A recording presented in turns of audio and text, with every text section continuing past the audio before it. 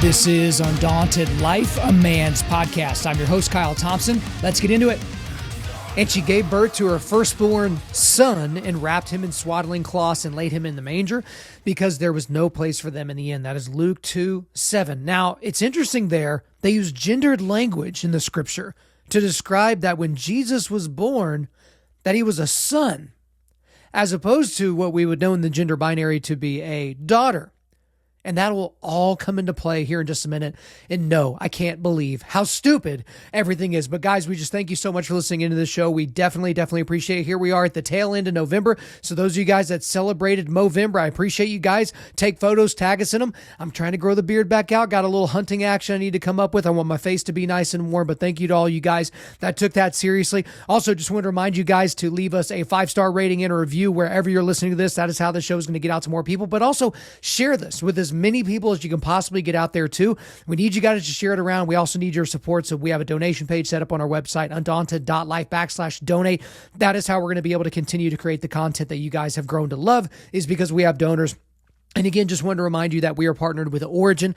They make some of the best products on the planet. They just released Jocko's creatine. So on the Jocko Fuel side, they've got, supplements and energy drinks and things like that. And greens, probably the best greens on the market. But they just released some creatine because I know a lot of you guys use that. And so you can check that out there. But then on the Origin side, boots, jeans, geese, all of that. Guys, we have a promo code that you can use to try out their products. Use the promo code Undaunted at checkout. That's UNDAUNTED, Undaunted at checkout to get 10% off your order. Okay, guys, in the quick hitter segment today, we're going to be discussing a lot of things, and some of these things happened, months and months and months ago. They've just kind of been on my list, and I haven't really been able to get to them, so we're kind of clearing out a little bit of the backlog before we get to the beginning of the year. But we're going to talk about the groundbreaking study that exposes the enormous myth about antidepressants, ACT scores hitting the lowest point in more than 3 decades, a British woman being denied life-saving surgery because she requested a non-transgender nurse, yes, that's a real story, armed law-abiding citizens stopping significantly more active shootings than the FBI statistics describe, and the last one, we will honor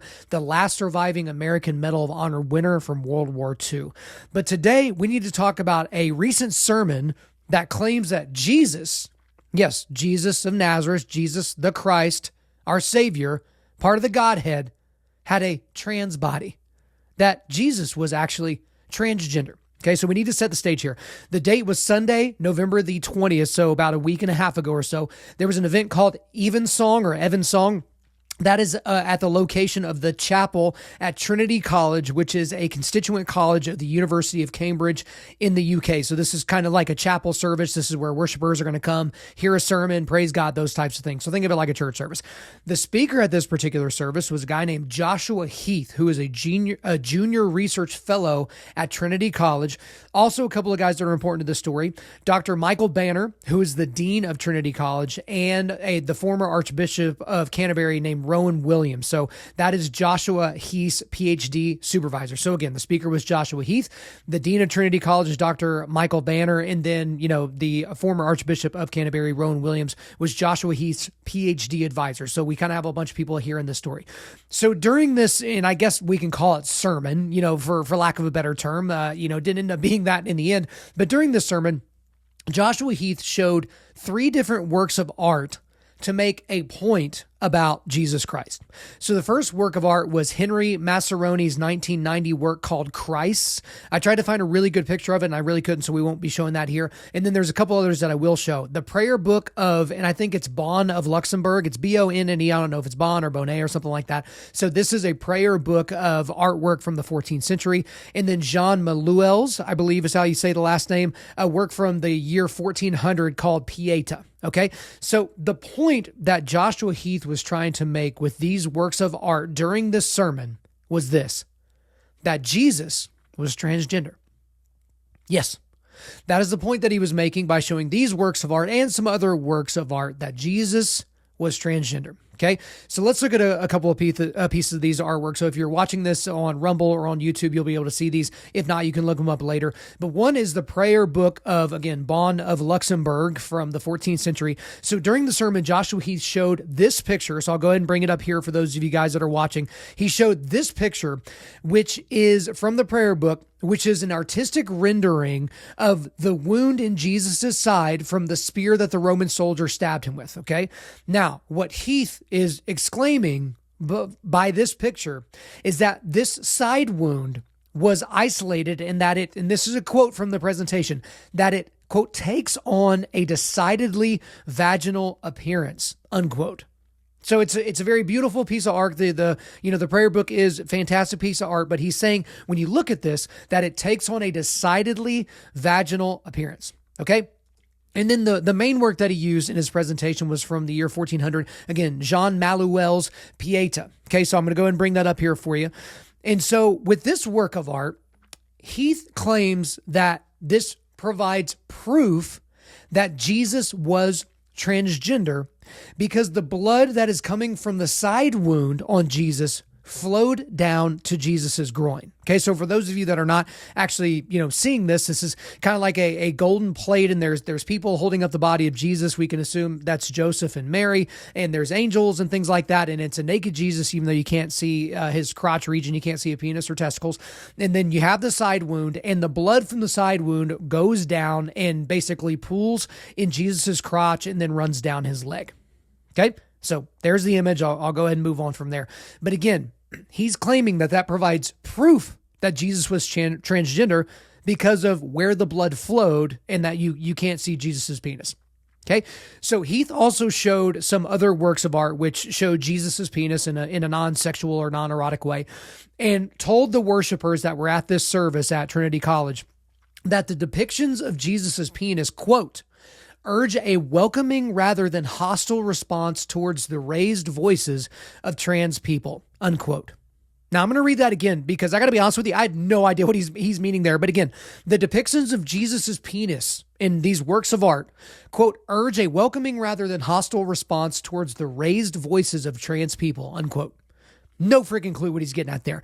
But in order to drive home his main point of this entire thing, Heath said this at the end of the sermon. This is a direct quote, in Christ's simultaneously masculine and feminine body in these works, if the body of Christ as these works suggest the body of all bodies, then his body is also the trans body.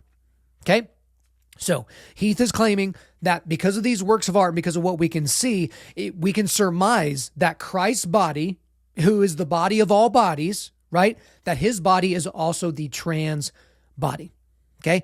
Now, there was a lot of reaction to the sermon, and there was a lot of reaction to the sermon in the room. So one person actually reportedly got up and shouted heresy before storming out. So, hats off to that person. Let me know where they live. I'll go and buy them a pint. And at least one person left the speech in tears because they were so distressed. They wanted to talk about it afterwards, but then they were unable to do so because they were so angry and distressed. And it was also reported that there were children in attendance because, of course, there would be children in attendance at a service like this. And they seemed to be incredibly uncomfortable, as you can imagine, with the content. But it wasn't all bad and all negative for Heath because a very high-profile person that I've already mentioned immediately came to his defense, and that is Dr. Michael Banner, the dean of Trinity College. So the dean claimed that the view that Jesus was transgender was a legitimate argument. Okay, so this is actually a quote from him. Again, this is Dr. Michael Banner, the dean of Trinity College. Quote, for myself, I think that speculation was legitimate. Whether or not you or I or anyone else disagrees with the interpretation says something else about that artistic tradition or resists its application to contemporary questions around transsexualism, unquote. Okay, so again, he's trying to point the thing, trying to defend this guy, saying that is an actual legitimate way of looking at this. And then Banner went on to compliment the sermon, saying that it was forcing the congregants, okay, so the people that were in the congregation that day, to, quote, think about these images of Christ's male-female body as providing us with ways of thinking about issues around transgender questions today. So again, he's talking about artwork from, in some cases, 600 years ago, and talking about how those are potentially going to provide us with ways of thinking about issues around transgenderism today. And then when Banner was challenged for even having Heath speak to begin with by those claiming that Heath was, just being purposefully offensive to gain attention, Banner said that he would not invite a speaker, quote, who would deliberately seek to shock or offend a congregation or who would be expected to speak against the Christian faith, unquote. So this obviously made the rounds. As soon as this came across, my attention, I immediately posted it on our Instagram, and a lot of people were like, you've got to be kidding me. Like, some people thought it was just hilarious, and the other people, got really, really offended. And I think that all of those things are probably appropriate. Because I think it is deeply offensive to say that Jesus was transgender. Again, there's nothing that we could surmise from Scripture that would give us any idea that he was anything other than man in terms of whenever he was existing on this planet. Yes, part of the Godhead, but when he was here, fully God and fully man. And I don't mean man in the Greek word use sense where man actually includes man and woman. No, I mean that in terms of the male-female binary, that he was male. But then also, I can completely understand how people would think that this was just kind of funny. Because with a lot of these worldviews, especially those that come from the LGBTQ leftist side of things, they deserve our derision. They deserve to be mocked, and we should act in accordance with what those opinions and what those people deserve in a lot of ways. But as I was thinking through this, I was thinking about why is this story so important? Because it is an important story. It may seem silly. It may seem like, a headline from the Babylon Bee or the Onion, but it is very important. The first reason I think it's important is that leftists and liberals have no limitations to their quote unquote progress. Again, we hear about progressives and progressivism, and we're progressing towards something. And you always have to ask the question, which is, what are we progressing towards? What is the end goal? Because even if you say utopia, everyone defines that differently. So where exactly are we going? But this just shows that there are no governors to the things that they will say. They will literally turn the Christ transgender. They will turn the Christ gay. They will say, what did that moron on The View say last week? That, Jesus wouldn't just attend a pride parade. He would be, the main person, right? I forget what the main person for a pride parade or a parade would even be, but he would be like the drum major or the whatever. Like, I can't even think of what they said, but like Jesus wouldn't just participate. He would be all over it. And again, of course they would think this way because there literally are no sacred cows within religion or anybody on the right or anything within politics. They're going to constantly push and push and push until they've progressed past where they feel like they can come back from, which I don't actually think they have the ability to even think through that. Another reason why I think that this story is so important is Jesus being a transgender person is currently a very, very fringe view. But wait a few years. Because we can no longer accept the slippery slope fallacy argument, and we can no longer accept that these fringe ideas will stay on the fringes. We just can't do that anymore. Like, we're well past that at this point. Because again, just look at gay marriage. Again, that's kind of back in the headlines. A lot of people are talking about that. 20 years ago, it was silly to think that we would be okay societally in America with gay people getting married because marriage means something. We used to believe the thing that is true, which is that marriage is between one man and one woman for life. Then we have no fault divorce. Then we have the liberalization of culture. Then, we basically can get married without having any connection to God or his church or any of those types of things. And now here we are, where in modernity, it was like, okay, just let us have civil unions. And then it was, okay, well, just let us get married. And then it was, okay, yeah, but I need you to come to my wedding and cheer me on. Oh, and also I need you to bake me a cake and take pictures. Oh, and I also want you to silence anybody that would disagree with the fact that we are getting married to begin with. Like, you see how these things have gone, and that's been in a very relatively short period of time. We're talking, actually less than 10 years. What was Obergefell, 2015? Right, so we're talking a very, very truncated period of time in our history. And so this is a fringe view, but it won't be fringe for long. Remember when I said several years ago that LGBTQ would eventually be adding a P, and I don't mean for pansexual, I mean for pedophile. But they're actually calling them MAPs, minor attracted persons, now. And that was seen as crazy and so far outside the mainstream, and still to a degree it is seen very, very outside of the mainstream. But for how long is that going to be outside the mainstream? Because again, if a child can choose their gender, why can't they choose their sexual partner? If somebody can be transgender, why can't they be trans race or trans age? So if a 50-year-old man wants to date a 14-year-old girl, but the 50-year-old man identifies as a 14-year-old boy, then who are you to say anything different? Again, I obviously disagree with that vehemently. That's kind of where we are. It's a fringe idea now, but it's not going to be for very, very long. Another reason why this story is so important is that if you destroy truth, and I mean truth, capital T, truth, not your truth, my truth, but if you destroy truth, you can control facts. And I'm using scare quotes with facts. Because again, facts undergird what truth is. Because if you say, that the 16th president of the United States was Abraham Lincoln and that he was assassinated, okay? Well, there are a lot of facts that are undergirding those truths, okay? So there had to have been a 15th president that Abraham Lincoln came after. There had to have been an election. There had to have been a result. There had to have been a deemed winner. These are all facts that lead up to the truth that he was the 16th president of the United States. And then there are a bunch of facts that show that he was killed. Like, okay, where was he? What happened? He was shot. Okay, it doesn't even matter by who when you're talking about those facts, but he was killed. He was assassinated while he was in office. Okay, so there's facts that undergird truth. So if you can destroy truth, you can control facts. So if you can destroy the truth that Jesus was born male, then you can control any other fact about the gospel and the message of the gospel that you want to. You can change it. You can edit it. You can adjust it. You can go where a lot of people are going now. There are, again, with the gay marriage issue, there are a lot of people that believe that what is said in the Bible is meant in the Bible about homosexual relationships, which is that they are sinful. That marriage in and of itself is not the union of any combination of random people. It is the union of one man and one woman before God for life. But there are now people that are very on the liberal spectrum within Christianity that say, yeah, that's what the Bible says, but I don't like it. And that was 2,000 years ago.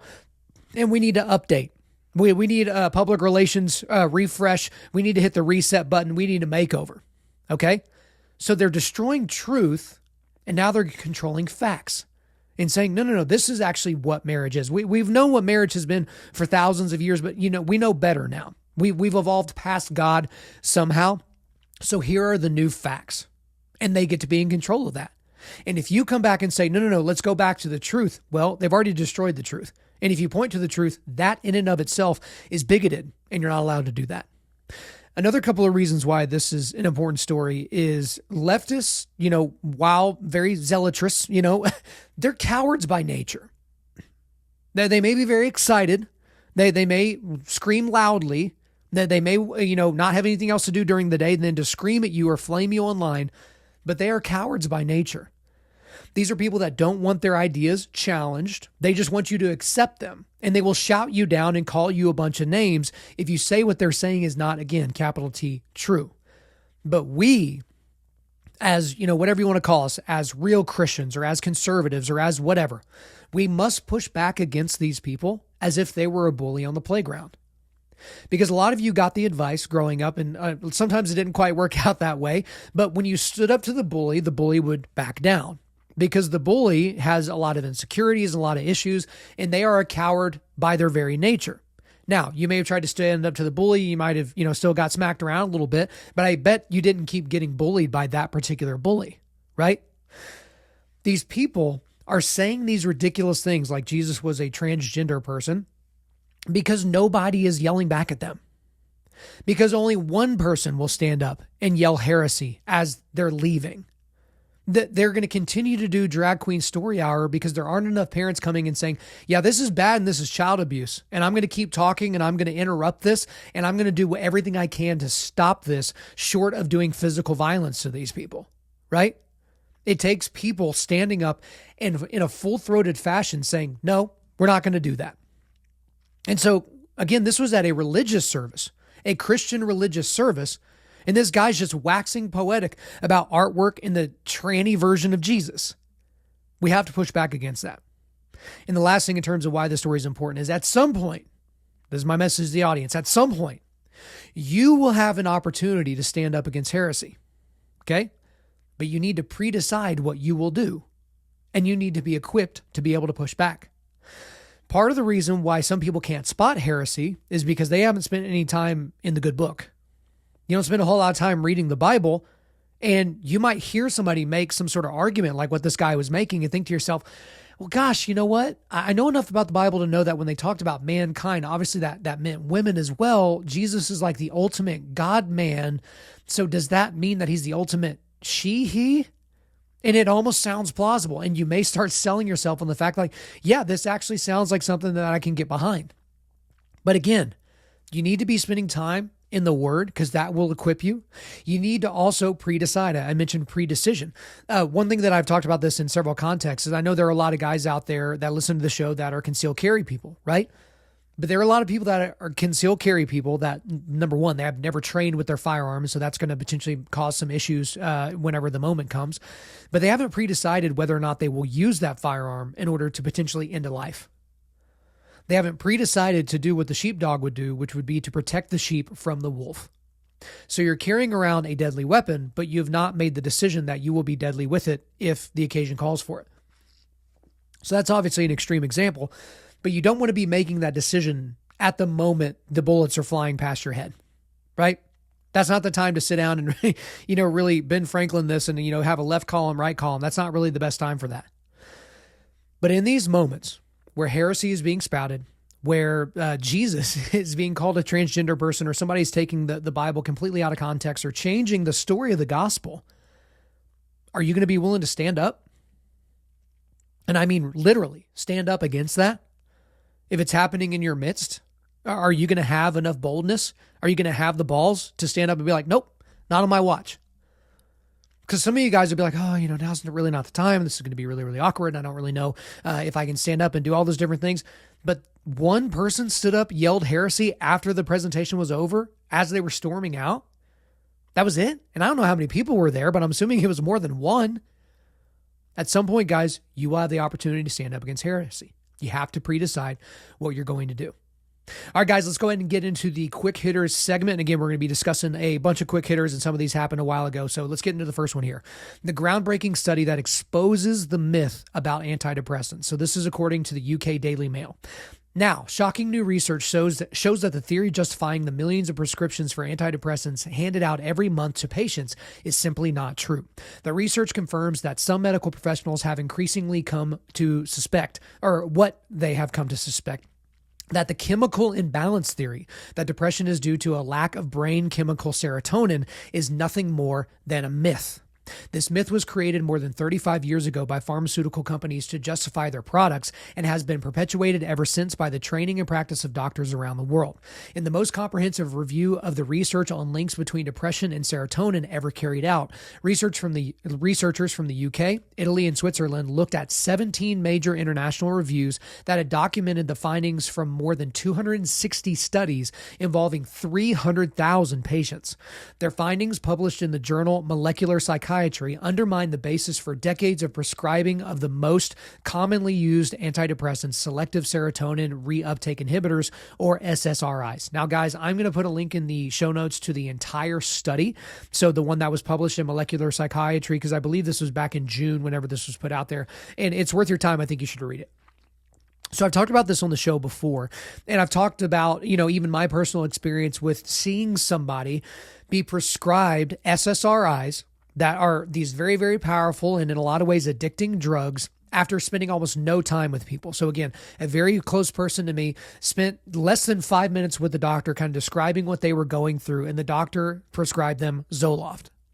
And the idea was, okay, you're only going to be on this for a short period of time. And what the doctor meant by short period of time was 6 months. We're going to put you on this thing, which is supposed to change your brain chemistry, for 6 months, and then we're just going to kind of see how you feel then. But for any of you that have maybe taken those or know people that have taken them, what do you think happens after 6 months? Do you think you just stop taking it cold turkey? Like, the best case scenario is you would wean yourself off of it. But for the most part, there are now going to be introductions of other things. Okay, well, let's try this dosage. Okay, let's try this antidepressant. Let's try to figure all these different things out. And a lot of doctors and a lot of people and a lot of morons and stupid moms online and things like that, they will basically say that these things are harmless. That these things they're harmless. And one of the things that they will say as to why it should be provable that it's harmless is because millions of doctors around the globe have prescribed things like SSRIs, antidepressants, for decades now. And it's obviously got to be having a positive impact, or else they wouldn't keep doing it. Which obviously leads to people having to question, okay, you're talking about the pharmaceutical companies, which are tied right into the doctors. And why would they stop doing that if it's going to continue to be a cash cow for them? Okay. And what this always does is it begs the big question. And this is an enormous question that I have not heard enough people ask and enough people really ponder. But if doctors knew that someone was depressed because of a chemical imbalance of the brain, then how were they able to determine that without first doing a scan of that person's brain? Have you thought about that? Again, we know, I say doctors, they know that you've got a chemical imbalance in your brain. And if you just take these pills and then we'll keep, shoving them down your throat month after month, year after year, that this is going to somehow level you back out, right? But do they know to what degree the person's chemicals in their brain are out of whack? Do they know to what degree it is left or right or up or down? Do they know exactly which chemical is imbalanced that once put back in balance will solve this person's main issue, which they are claiming is their uncontrollable depression? Because if they can do that without actually scanning the brain, that's incredible to the point of being fanciful. It's a myth. They can't do it. And literally, we're incredibly smart as people in 2022, but we don't know jack about the brain. I mean, when you talk about actually knowing something and knowing how something works, we have a very rudimentary understanding of the brain. And yet, doctors, with just over a decade of schooling and all that, and they spend a small portion of that on mental health issues, they're just going to, yeah, sure, here, take these. It'll fix your brain chemistry problem. Are you going to scan my brain to actually know for sure? No, we don't need to do that. What are you going to do? Oh, I'm just going to ask you some questions for about 2 or 3 minutes. And then I'm just going to prescribe these pills to you. And then we'll just kind of check back in as we need to. Again, it's just silly. And it also made me think of, I wonder what the next medical myth to be exposed will be, because it'll surely happen. We got to know that, there's going to be another study that comes out that says, oh, hey, this thing that we thought for decades and decades and decades was true is actually really not true, because we have all this data now which shows that this is actually true. Now, what we can be basically guaranteed of is that it will surely be way after pharmaceutical companies, hospitals, and doctors have all swam a few laps in their pools filled with money at that point, because again, they're all in on it. And I know you like your doctor, and I know your doctor seems to mean well, and I know they actually want to mean well, and I know hospitals do a lot of great things, and I know pharmaceutical companies literally create things and are doing research that are helping give people medications that help their entire lives. But haven't we seen enough since 2020 about how pharmaceutical companies will act whenever profit is the main motive? And I'm all for them making profit. If you make stuff that helps people, you should be compensated for that. I'm not hating on them for making billions and billions of dollars. I'm hating on them when they make it and they make it seem as if there's no issues with the stuff that they're putting in people. That there's going to be no issues whatsoever for these people. And again, for decades now, we've been prescribing these SSRIs to people, not really knowing what they were doing. And now we have research to basically say that they weren't really doing anything. Because this idea that you have a chemical imbalance in your brain because of serotonin and all these different things being out of whack, there's no proof of that. None whatsoever. So my big takeaway on this story is the next time you're feeling depressed, I, Dr. Thompson, am prescribing for you 90 days of strenuous exercise, clean eating, and an abundant amount of sleep and rest. Because there is a lot of research to suggest when people are melancholy or blue or sad or even clinically depressed, whatever that means, that if these people were to start exercising regularly and strenuously, that if they were to clean up their diet and get all the nonsense and all the, highly processed stuff out of their diets, and if they get a good amount of sleep and rest and recovery, that a lot of those problems simply go away or they become very, very manageable. Why don't we hear doctors doing that? Is it because they can't potentially profit off of telling someone they need to exercise, eat clean, and get a bunch of sleep? Perhaps. Is it because they know if they were to say that to somebody that that's the last thing most people will do, especially in America? We're so fat and lazy in this country. If you told someone, I need you to work out every single day for 90 days or you're going to die, what percentage of people would actually do that? I'm going to say a very, very small percentage of people if they weren't already doing that to begin with. Because again, you're not seeing a lot of people that get a lot of exercise, strenuous exercise, not just like walking around your neighborhood, but strenuous exercise, eating very, very clean and getting a bunch of sleep. A lot of these people are not complaining about these clinical levels of depression. It's not something that you see.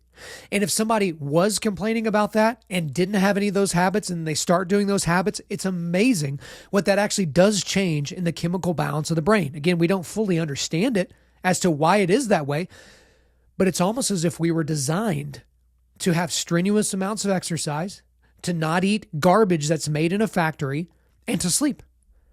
It's almost like that's part of who we are and what we're supposed to do. So again, I am not a doctor. I'm not a psychiatrist. I'm not a psychologist. I literally don't have a pad where I can write a prescription out to somebody. But the next time you feel like you're going into one of those areas, give that a try. See what it does for you. All right, guys, next quick hitter here. ACT scores hitting the lowest point in more than 3 decades here in the United States. So according to Fox News, the class of 2022's average ACT composite score was 19.8 out of 36, marking the first time since 1991 that the average score was below 20. What's more, an increasing number of high school students failed to meet any of the subject area benchmarks set by the ACT, any of them showing a decline in preparedness for college-level coursework. The test scores made public in a report Wednesday, this was like Wednesday back in October or something like that, show 42% of ACT tested graduates in the class of 2022 met none of the subject benchmarks in English, reading, science, and math, which are indicators of how well students are expected to perform in corresponding college courses. Okay, so but the thing with this story, guys, is the scores themselves are alarmingly low, right? The average score being below 20. In most state colleges, you need at least like a 22, I think, to even get in, like to even apply. And maybe I'm just, I haven't obviously applied to college in almost, 20 years or something like that. But like that's an alarmingly low score if you get below 20. But the more alarming thing is that we don't have an educational system in place currently in the United States that can counteract or remedy this problem quickly, or perhaps even at all. Because there have been a lot of people that have been sounding the drum about the education system in this country for decades, that we're lagging behind in all these areas, in English, in reading, in math, in science, in all these different areas. But for us as a country, we still produce the best technology. We still produce the most amount of breakthroughs. We still have the best colleges. We have all these other different things. And so we just assume that we're okay. But what that shows is that the elite of the elite, the very top of the heap, the cream of the crop, as it were, those are the people that are crushing it. Okay? But that's not indicative of the rest of the populace. And you don't just need a physically capable populace as a country. You need a mentally capable populace as a country for any number of things, whether it's defending yourself, whether it's creating jobs or creating wealth or creating businesses or developing things in the future, caring for the community. You need people that are physically and mentally capable of doing that. But we're seeing massive, massive issues. And then this is just kind of the latest thing to where it's like, okay, here's the worst it's been in about 30 years. And the main reason is because of the shutdowns, which leads to my big takeaway on this one is, can we all admit that shutting down the schools was a mistake now? Can we admit that? I know a lot of people are right-leaning and conservatives and Republicans listen to this show, so there's not a whole lot of people that were huge fans of shutting down the schools. I think all of us were fans of shutting down the schools as we figured out what in the world the C word was. Because if this thing had the death rate for children that it had for elderly people, we would have all just completely destroyed the planet and every single economy and not even looked back because it was taking out our kids. But that's not what it ended up being. Thank God. That's not what it ended up being. But we decided to shut down our schools for something that was not dangerous to children. And I mean that statistically. That isn't to say that there are outliers or tragic cases. But statistically speaking, pneumonia is way more deadly and should provide way more caution than the C word. And yet we've never shut down for months and months, and in some cases years, in order to tamp down pneumonia. But we did it for the C word. Okay? And there are still schools in this country that will shut down. There are still schools in this country that have mask mandates. There are still schools in this country that have V-word mandates, that you have to get the V-word jab in your arm or you can't come to school there. I think Notre Dame was the latest one that said, yeah, in the fall, Like in the fall of next year, they're going to go ahead and plan to say yes in order to come back to school, or it may have been in the spring of 2023 that you have to have gotten the jab. There's no way you can get around that, as far as I understand. But I think we should all be able to admit right now that the distance learning thing didn't work.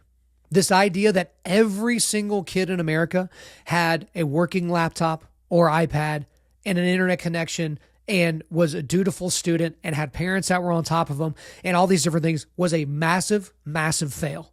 And we should never try it again unless there is something like the Black Plague, where there is something where it's killing a quarter of the people that get it, regardless of their age or regardless of pre-existing conditions.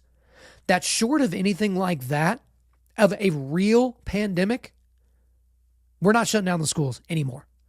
And I know that there are a lot of school districts, a lot of sheriff's offices, a lot of, teaching groups, a lot of pastors, a lot of churches that learned a lot from what happened in 2020 and into 2021, and they're not going to do it again.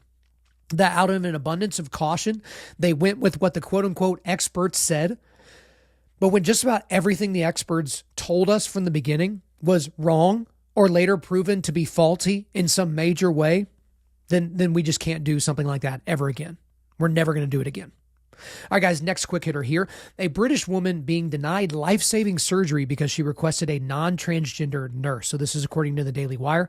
London's Princess Grace Hospital told the anonymous woman it had to, quote, protect staff from unacceptable distress, unquote, and canceled her operation, according to the Daily Mail. The woman's complex colorectal surgery had been scheduled for October the 10th of this year. The woman is a sexual assault victim and specifically requested an all-female facility. She was caught off guard when a person she believed to be a biological male who identifies as a female in a blonde wig and makeup opened the door and made eye contact with her when she first arrived for a pre-op assessment that involved intimate procedures. Again, this is a colorectal procedure. This prompted the woman, a feminist retired lawyer, to make an urgent request for an all-female nursing staff. Quote, I began to wonder if it was just a coincidence that the member of the staff with a gender identity had made their presence felt to me in such an inappropriate way during my first visit, the woman told the Daily Mail. I began to suspect that I had been targeted because my patient record showed that I refused to use pronouns and wanted single-sex facilities, although I have no evidence of this, she said. Then I began to panic that men would be attending to my intimate care at the hospital while I was immobilized for an entire week following major surgery, the woman continued. It was a slow, dawning realization. I felt sick. Alarm bells were ringing in my head. I cannot describe the fear that I felt. I cannot rationalize it. Okay, so I'm going to go right to my big takeaway on this one. And it's that leftists are completely full of crap when they argue that we should take people's feelings into account. Because that's the argument that you always get when it comes to the transgender issue. Okay? When it comes to the transgender issues, it's like, hey. I know it's a little weird to have a separate bathroom or to allow, boys to come into the girls' bathroom, even though that's what their biology says. It's how they feel, and how they feel is important. Feelings have weight. They're just as real as anything else in this world. So I know it's going to be a little strange for you, but let's take their feelings into account. So let's use the bathroom example. So you're at a high school. And, it's an athletic locker room situation. So you have the boys' locker room and the girls' locker room. And you have a boy that has a mental issue and thinks that he is a girl. So he goes into the girls' locker room and he drops trowel just like everybody else in there. But he has bits that nobody else in the room has. And what we're told by leftists is that this is a good thing because we are taking that boy, which they wouldn't say boy, we are taking that transgender girl's feelings into account. And that's very, very important because, my goodness, we wouldn't want them to feel ostracized, would we? We wouldn't want them to feel uncomfortable. And we do that to the detriment of every other girl that is in that locker room. We are told, well, not explicitly, but we are basically forced to ignore the feelings of everybody else in that room because of the feelings of this one person who, again, has a mental disorder that requires mental health, not puberty blockers and not a scalpel, but we're told that that person's feelings count for more than the other people's feelings. And if any of the girls in that room think that that's uncomfortable or, God forbid, unacceptable, they're labeled as a bigot. They're labeled as a transphobe. They're labeled as a hater, as something like that.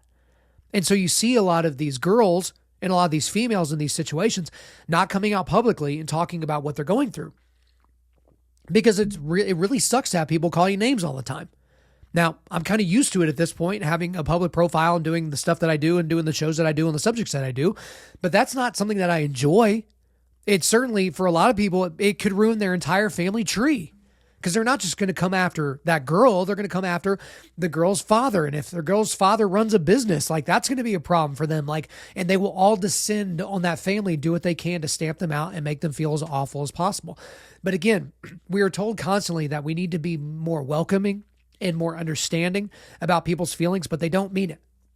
They simply do not mean it. They're full of crap. They only want you to take people's feelings into account that agree with them and their worldview. That's it. That's what they want. And if you're unwilling to do that, they will stop at nothing to unleash their fury on you. So just like I said with the first story of the day, there's going to be opportunities for you to step up and counteract what some of these people are saying and doing.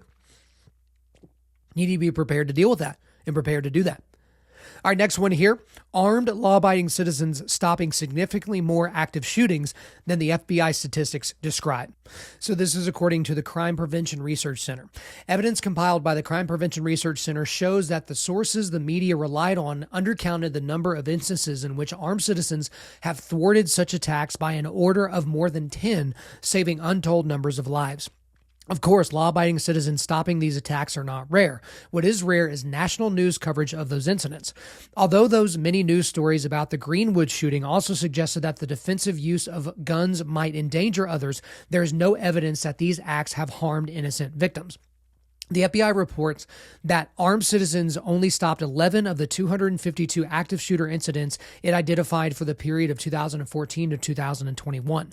The FBI defines active shooter incidents of those in which an individual actively kills or attempts to kill people in a populated public area, but it does not include those it deems rather related to other criminal activity, such as a robbery or fighting over drug turf.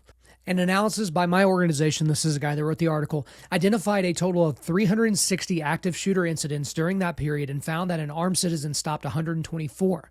A previous report looked at only instances when armed civilians stopped what likely would have been mass public shootings. There were another 24 cases that we didn't include where armed civilians stopped armed attacks, but the suspect didn't fire his gun. Those cases are excluded from our calculations, though it could be argued that a civilian also stopped what likely could have been an active shooting event. The FBI reported that armed citizens thwarted 4.4% of active shooter incidents, while the CPRC found 34.4%. Okay, so we need to talk a little bit more about this because you can dig into the data and I'll put all that in the show notes so you guys can check it out. But the media loves to ignore stories of an armed citizen, that's a good guy, stopping an armed citizen that is a bad guy. They love to ignore that, because the media needs mass shootings to fit a particular narrative. Okay, and that's typically multiple victims, preferably victims of color killed by a white male, an AR-15 used, occurred in a red state or red city, where the killer leaves a manifesto and talks about Alex Jones or Donald Trump or somebody like that. Like, that's what they need. And they make sure, the media does, to ignore stories of people that don't fit into that narrative, of people of color killing people of color. We can't talk about that. Where handguns were used as opposed to these quote unquote assault rifles. When it happens in a deep blue area with a lot of gun regulations and gun laws. When it happens in gun-free zones, it can't fit into those narratives. And we just saw two here recently. So there was the mass shooting in Colorado at the gay bar or something like that. And then there was the one at the Walmart where somebody came in and shot up all of their coworkers. Well, the one in Colorado, immediately it was like, oh, it's all this anti-gay, anti-trans sentiment, all these different things. And then whoopsie, the guy comes out, and the lawyer for the person that did all the shooting and killing came out and said, yeah, actually my client's non-binary. They want to use they, them pronouns. Whoops. And all of a sudden we're not really hearing about that story anymore because it all of a sudden didn't fit into a narrative. So they kind of swivel back to talking about, guns and guns being the problem.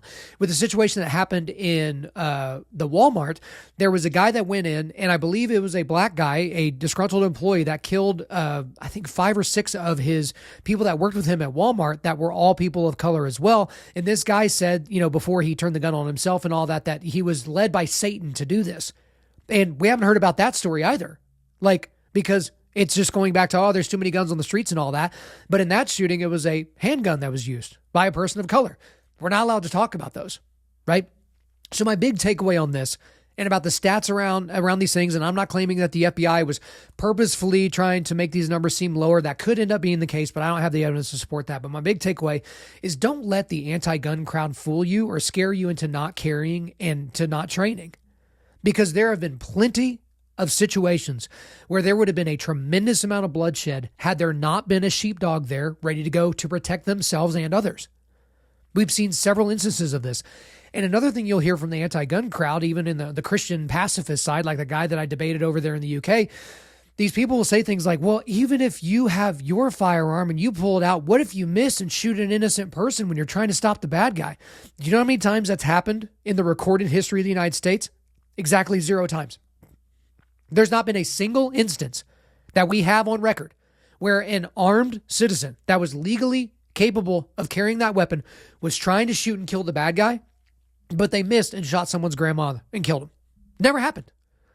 So not to say that it couldn't happen. It would obviously be crazy tragic if it did happen, but it's just not something that is real. And I've talked a lot about on the show, and I think earlier this year I did an entire big long episode, a couple of episodes on firearms and all the different arguments that are made and how they're silly and, the statistics behind it. And again, there's that debate I did over on Justin Brierly's show over in the UK with that anti-gun activist that goes around and convinces Christians to destroy their firearms and makes them unsafe because, he has some really bad reading of scripture in Isaiah 2. And so that's just something I want to kind of put out there to you guys is there are other statistics out there that even if those stats are wrong, and even if the FBI stats are exactly right and perfect, don't we want more armed citizens stopping these things? Since it takes a while for police to arrive, don't we want more armed citizens to keep the general populace safe? I certainly think we should. All right, guys, last quick hitter of the day. We'll honor the last surviving American Medal of Honor winner from World War II, and that guy's name is Herschel Woody Williams. So he died on June the 29th of this year at the age of 98 in a VA medical center that bears his name. So according to the New York Post, Williams was awarded the Medal of Honor after he used a flamethrower and explosives to clear 7 concrete bunkers known as pillboxes under heavy machine gun fire in February of 1945. As all of the men in Williams' company perished, he kept pushing forward, at one point shoving a flamethrower nozzle into one of the small concrete boxes, killing the enemies inside. He then refueled his weapon and boldly returned 5 more times to destroy the remaining pillboxes. And so I wanted to talk about this guy for most of the year, but it obviously just never really worked out. I thought I was going to do an entire episode with military stuff. It didn't quite work out that way. But my big takeaway with this one is, as a whole, our generation is very weak. Okay, and I'm talking about my generation. I'm certainly talking about the generation thereafter.